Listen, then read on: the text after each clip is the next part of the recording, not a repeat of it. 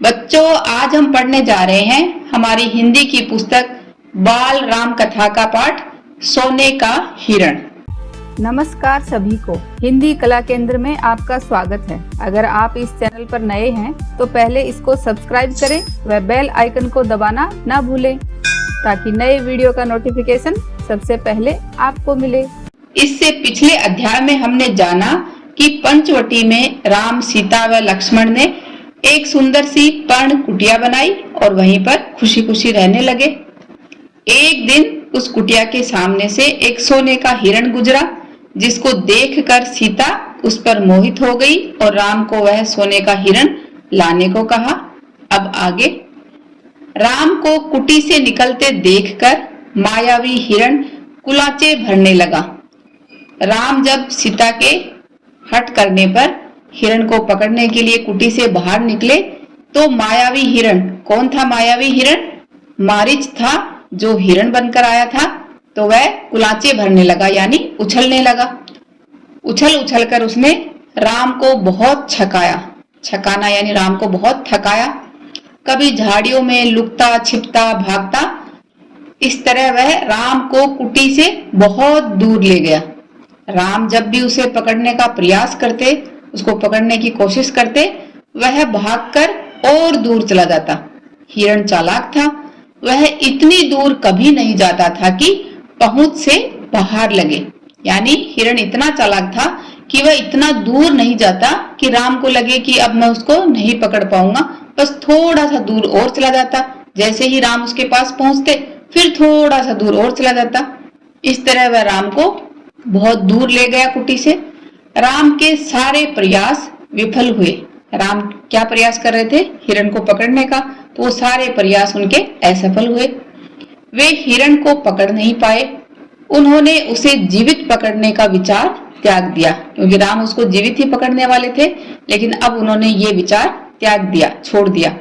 उन्होंने धनुष उठाया, निशाना साधा और एक बाण उस पर छोड़ दिया। बाण लगते ही हिरण गिर पड़ा। धरती पर गिरते ही मारीच अपने असली रूप में आ गया, क्योंकि सोने का हिरण कौन बनकर आया था? मारीच। तो जैसे ही उसको तीर लगा, वह अपने असली रूप में आ गया। साथ ही मारीच ने माया यानी छल कपट से केवल अपना रूप नहीं बदला था, उसने अपनी आवाज भी बदल ली थी। आवाज कैसी? अपनी आवाज राम जैसी बना ली थी। तो फिर जैसे ही तीर लगा, धरती पर पड़े हुए वह जोर से चिल्लाया, हा सीते, हा लक्ष्मण, और ध्वनि ऐसी थी जैसे बाण राम को लगा हो। तो इस तरह से वह चिल्लाया तो सीता और लक्ष्मण को लगे कि ये बाण राम को ही लगा है। वह सहायता के लिए जैसे पुकार रहे हों। बाण का प्रहार गहरा था, बाण की चोट बहुत गहरी थी, तो मारीच उसे अधिक देर तक सहन नहीं कर पाया। वह छटपटाता रहा। जल्द ही उसके प्राण पखेरु उड़ गए। तो बच्चों, प्राण पखेरु उड़ जाना ये एक मुहावरा है, जिसका अर्थ है मृत्यु हो जाना। तो मारीच की वहीं पर मृत्यु हो गई। रावण एक विशाल वृक्ष के पीछे खड़ा था। तो ये जाल बिछाकर रावण और मारीच दोनों आए थे। तो रावण ये सब घटना एक बहुत बड़े पेड़ के पीछे खड़ा होकर देख रहा था। अब वह प्रसन्न था। प्रसन्न क्यों था? क्योंकि उसने जैसा सोचा वैसा ही हो गया, उसकी चाल सफल हो गई थी। मारीच ने अपनी भूमिका अच्छी तरह निभाई थी। मारीच को जैसे समझा कर लाया था, मारीच ने वैसा ही काम किया। अब तक सब कुछ वैसा ही हुआ जैसा उसने सोचा था। उसे राक्षस कंपन की बात याद आई। राक्षस कंपन ने रावण को क्या बताया था कि सीता का हरण हो तो राम के प्राण निकल जाएंगे। अगर सीता को उठा लिया जाए तो राम के प्राण निकल जाएंगे, वह निशक्त हो जाएंगे। निशक्त यानी वो बलहीन या कमजोर हो जाएंगे, शक्ति विहीन हो जाएंगे। वह अगले चरण की तैयारी में जुट गया। अब रावण अगले चरण की तैयारी में जुट गया। अगला चरण क्या था? सीता का हरण करना। उधर मारीच की पुकार राम ने सुनी। वह पास ही थे, तो उन्हें ये बात समझने में देर नहीं लगी कि पुकार की मनसा क्या है। कि मारीच ने जब इस तरह से पुकारा तो उनको ये बात समझ में आई कि मनसा यानी मारीच का ये इस तरह आवाज लगाने का इरादा क्या है। मायावी मारीच की पूरी चाल उनके सामने खुल गई। हिरण जानबूझकर भागता रहा। उन्हें कुटिया से दूर ले जाने के लिए ये बात अब राम को समझ में आई। वह षड्यंत्र का अगला चरण विफल करना चाहते थे। षड्यंत्र यानी धोखा देने की योजना। उनकी समझ में आ गया कि किसी राक्षस ने उनके साथ धोखा किया है। अब अगला चरण वो उसका सफल नहीं होना देने चाहते थे, इसलिए उनकी चाल में तेजी आ गई ताकि जल्दी कुटिया पहुंच सके। वह मायावी पुकार सीता और लक्ष्मण ने भी सुनी। उधर सीता और लक्ष्मण ने भी सुनी। लक्ष्मण उसका रहस्य का अर्थ है कि ये जो गुप्त भेद था तत्काल समझ गए, तुरंत ये बात समझ गए कि ये राक्षसों की कोई चाल है। राम की तरह जैसे राम को बात समझ में आई, वैसे ही लक्ष्मण को भी ये बात समझ में आ गई। उन्होंने बाण चढ़ाकर धनुष दृढ़ता से पकड़ लिया। बहुत अच्छी तरह से धनुष को पकड़ा। चौकसी बढ़ा दी। जो चौकीदारी सीता की कर रहे थे उसको बढ़ा दिया। वे राक्षसों की अगली चाल का सामना करने के लिए तैयार थे। साथ ही राम का आदेश उन्हें याद था। राम का आदेश क्या था कि उनके लौटने तक सीता की रक्षा करना। लक्ष्मण की ओर से इसमें चूक की कोई संभावना ही नहीं थी। चूक यानी गलती की कोई संभावना नहीं थी। लक्ष्मण अपनी तरफ से पूरी तैयारी के साथ थे। सीता वह आवाज सुनकर विचलित हो गई, घबरा गई। और उधर सीता ने जब राम की आवाज सुनी तो वह विचलित हो गई, घबरा गई। दौड़कर कुटिया के द्वार पर आई, कुटिया के दरवाजे पर आई। उन्होंने लक्ष्मण से कहा, तुम जल्दी जाओ, जिस दिशा से आवाज आई है उसी ओर। तुम्हारे भाई किसी कठिन संकट में फंस गए हैं। वह आवाज सुनकर सीता को लगा कि राम किसी कठिन संकट में फंस गए हैं, मुसीबत में हैं। उन्होंने सहायता के लिए पुकारा है। उनकी ऐसी कातर आवाज, कातर यानी ऐसी भयभीत डर से भरी आवाज मैंने कभी नहीं सुनी। जाओ लक्ष्मण, जल्दी। आप चिंता न करें माते, लक्ष्मण ने सीता को आश्वस्त करते हुए कहा। आश्वस्त यानी भरोसा या विश्वास दिलाया, तसल्ली दिलाई कि आप आश्वस्त रहें, निश्चिंत रहें। राम संकट में नहीं है, हो ही नहीं सकते। उनका कोई कुछ नहीं बिगाड़ सकता। हमने जो आवाज सुनी वह बनावटी है, मायावी राक्षसों की चाल है, मुझे कुटिया से दूर ले जाने के लिए। आप निश्चिंत रहें, भाई राम जल्दी ही आते होंगे। लक्ष्मण ने इस तरह से सीता को समझाया। सीता क्रोध से उबल पड़ी। लक्ष्मण का इस घड़ी में इतना शांत होना उन्हें समझ में नहीं आया, क्योंकि सीता को राक्षसों की ये चाल समझ में नहीं आई थी। इसलिए उसने सोचा कि राम परेशानी में है और लक्ष्मण इतना शांत क्यों है। राम की आवाज सुनकर भी वे यहीं खड़े रहे, सहायता के लिए नहीं गए। सीता को इसके पीछे षड्यंत्र दिखाई दिया। सीता को इस बात के पीछे क्या षड्यंत्र लगा? उसे लगा कि ये लक्ष्मण की चाल है। लगा कि लक्ष्मण राम का भला नहीं चाहते, उनके हितैषी नहीं है। हितैषी यानी उनका कल्याण बनाने वाले नहीं हैं। चाहते हैं कि राम न रहें, मारे जाएं, ताकि राजपाट उन दोनों का हो जाए। किनका? भरत का और लक्ष्मण का। उनके रास्ते का कांटा निकल जाए। तो रास्ते का कांटा निकल जाना बच्चों, ये एक मुहावरा है जिसका अर्थ है बाधा दूर करना। तो सीता के मन में ये बेईमानी आ गई कि लक्ष्मण इसलिए नहीं जा रहे हैं। लक्ष्मण चाहते हैं कि राम मारे जाएं, ताकि जो उनका राजपाट है वो उनका ही हो जाए और ये राम उनके बीच की जो बाधा है वो खत्म हो जाए। ऐसा सीता ने उल्टा सोच लिया। तुम्हारा मन पवित्र नहीं है, कलुषित है। कलुषित यानी दूषित या मैला है, पाप है उसमें। मैं समझ सकती हूँ कि तुम अपने भाई की सहायता के लिए क्यों नहीं जा रहे हो। सीता ने यहाँ तक कह दिया कि कहीं वे भरत के गुप्तचर तो नहीं, यानी भरत को सूचना देने वाले तो नहीं है। सीता की बातों से लक्ष्मण को गहरा आघात पहुंचा। आघात यानी बहुत गहरा सदमा पहुंचा। उनका हृदय छलनी हो गया। कलेजा छलनी हो जाना भी एक मुहावरा है, जिसका अर्थ है कि उनको बहुत ज्यादा दुख हुआ, पर उन्होंने पलटकर उत्तर नहीं दिया। संयम बनाए रखा, अपना धैर्य बनाए रखा, सिर झुकाकर सब चुपचाप सुन लिया। वे सीता की पीड़ा समझ पा रहे थे। केवल इतना बोले, हे देवी, यह राक्षसों का छल है। खर दूषण के मारे जाने के बाद वे बौखला गए हैं, क्योंकि राम ने खर और दूषण को मारा था ना, तो उनके मारे जाने से राक्षस बौखला गए हैं, गुस्से में आ गए हैं, किसी तरह हमसे बदला लेना चाहते हैं। आप उनकी चाल में न आए, वे कुछ भी कर सकते हैं। मुझ पर विश्वास करें, राम को कुछ नहीं होगा। सीता का क्रोध और बढ़ गया। क्रोध में आंखों से आंसू बहने लगे। यह भी लग रहा था कि कहीं लक्ष्मण की बात सही न हो। यह डर था कि राम से बिछोह न हो। बिछोह यानी राम से अलग न होना पड़ जाए, कहीं राम सच में दुविधा में ना हो।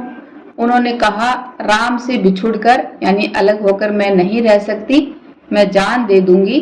हे लक्ष्मण, तुम उन्हें लेकर आओ। लक्ष्मण राम के लिए राम की आज्ञा का उल्लंघन कर रहे थे। उल्लंघन का अर्थ है लांघना, बात को ना मानना। तो राम के लिए ही राम की आज्ञा का उल्लंघन कर रहे थे। उन्होंने सीता को प्रणाम किया और राम की खोज में निकल पड़े। सीता ने जब इतना कहा तो लक्ष्मण भी चल पड़े। लक्ष्मण के जाते ही रावण आ पहुंचा, क्योंकि रावण तो यही चाहता था।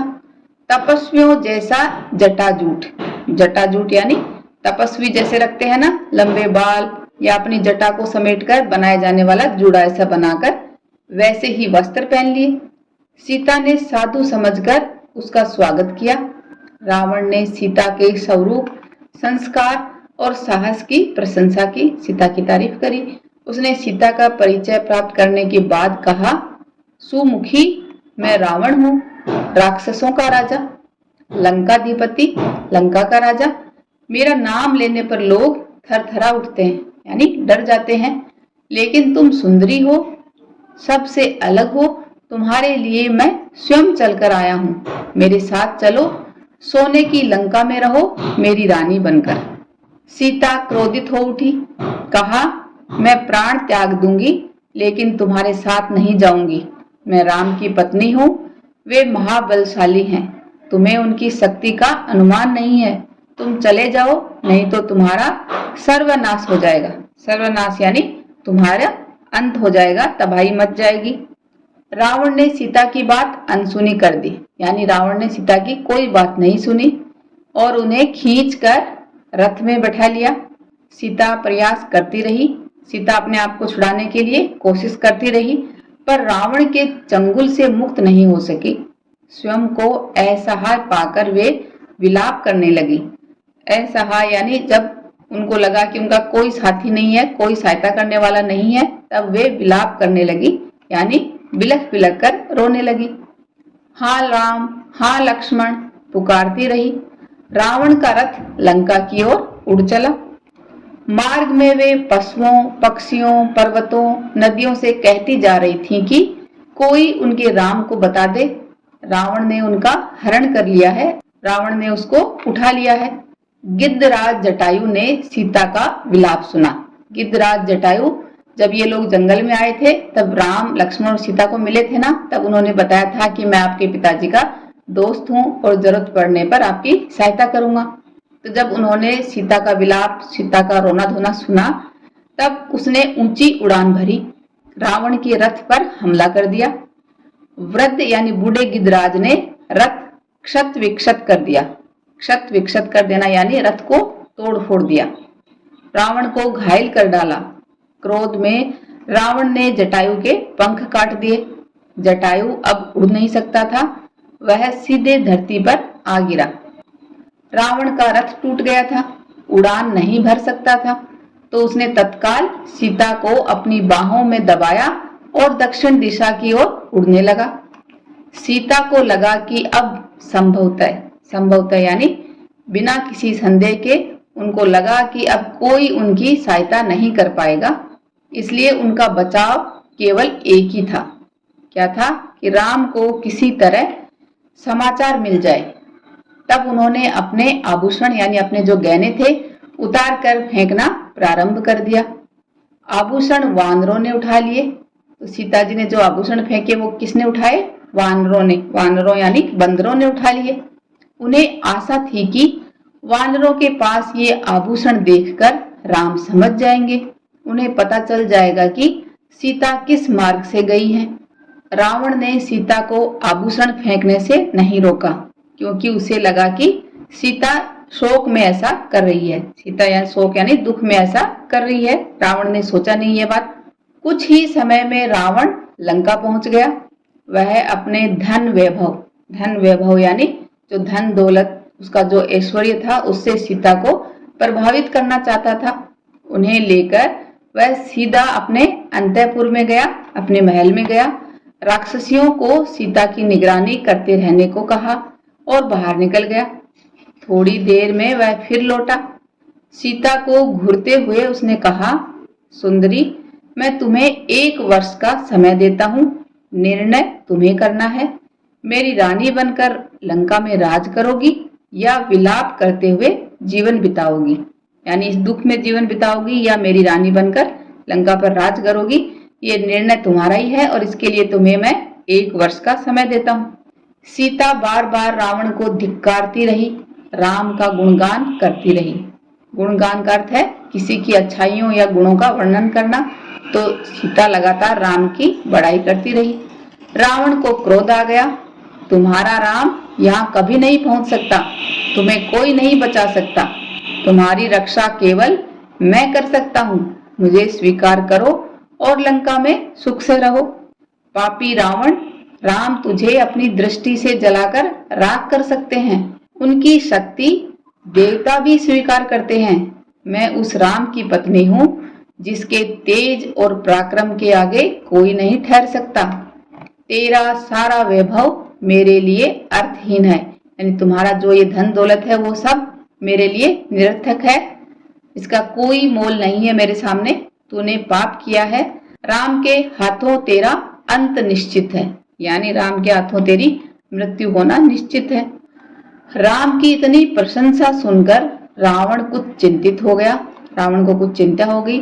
उसने सोचा, खर दूषण को मारने वाला अवश्य शक्तिशाली होगा, क्योंकि खर और दूषण को भी राम ने मारा था, तो उसे लगा कि उनको मारने वाला जरूर कोई शक्तिशाली ही होगा। उसने तत्काल तुरंत अपने 8 सबसे बलिष्ठ राक्षसों को बुलाया। बलिष्ठ यानी जो सबसे अधिक शक्तिशाली थे, उन राक्षसों को बुलाया और कहा, तुम लोग पंचवटी जाओ। राम और लक्ष्मण वहीं रहते हैं। उनका एक एक समाचार मुझे मिलना चाहिए। दोनों पर निगरानी रखो। मौका मिलते ही उन्हें मार डालो। उधर सीता को पाने के लिए रावण ने अपनी योजना बदली। उन्हें अंतःपुर से निकालकर अशोक वाटिका में बंदी बना दिया गया। तो सीता को लंका में रावण ने कहाँ बंदी बनाकर बिठाया? अपने महल से निकालकर अशोक वाटिका में बंदी बनाया। पहरा कड़ा कर दिया। उसकी निगरानी को बढ़ा दी। राक्षसियों को स्पष्ट निर्देश थे। स्पष्ट निर्देश का अर्थ है कि साफ शब्दों में उनको समझाया था। क्या समझाया था? कि सीता को किसी तरह का शारीरिक कष्ट न हो, इसके मन को दुख पहुंचाओ, अपमानित करो, लेकिन सीता को कोई हाथ न लगाए। रावण ने सब कुछ किया, पर सीता का मन नहीं बदला। वे बार बार राम का नाम लेती थी। शेरों के बीच हिरणी, जैसे जंगल में बहुत सारे शेर हों और उनके बीच कोई हिरण फंस जाए तो वह कैसा होगा? डरा सहमा बैठी रहेगी ना, कि कोई कभी भी उसको मार सकता है। वैसे ही सीता भी वहीं पर बैठी रहती। यहाँ पर शेर कौन है? लंका का राजा रावण। तो इनके बीच सीता हिरनी की तरह डरी सहमी बैठी रहती। रो रो कर दिन काट रही थी। सोने के हिरण ने उन्हें सोने की लंका में पहुंचा दिया था। तो सीता को सोने के हिरण ने कहाँ पहुंचा दिया? सोने की लंका में। यहाँ से उन्हें राम ही बचा सकते थे। अब और कोई यहाँ नहीं आ सकता था। इससे आगे बच्चों इसके अगले अध्याय में पढ़ेंगे। तब तक आपके लिए कुछ सवाल हैं जो हमने इस पाठ में पढ़े थे, तो आपको इनके उत्तर कमेंट बॉक्स में लिखकर बताने हैं। जैसे सोने का हिरण बनकर कौन आया था? राक्षस अकंपन ने रावण को क्या कहा था? रावण ने सीता को बंदी बनाकर लंका में कहाँ रखा? सोने के हिरण ने सीता को कहाँ पहुंचा दिया? और अंत में प्राण पखेरु उड़ जाना मुहावरे का अर्थ क्या है? इन सब के उत्तर आप मुझे कमेंट बॉक्स में लिखकर बताना। सुझावों व सुधारों के लिए कमेंट बॉक्स में लिखें। अगर हमारे वीडियो बन ही रहे हैं आपके फेवरेट, तो फिर क्यों ना करें इनको लाइक। सब्सक्राइब और रिकमेंड। हमें और बेहतर बनाने के लिए आप कर सकते हैं कमेंट। धन्यवाद।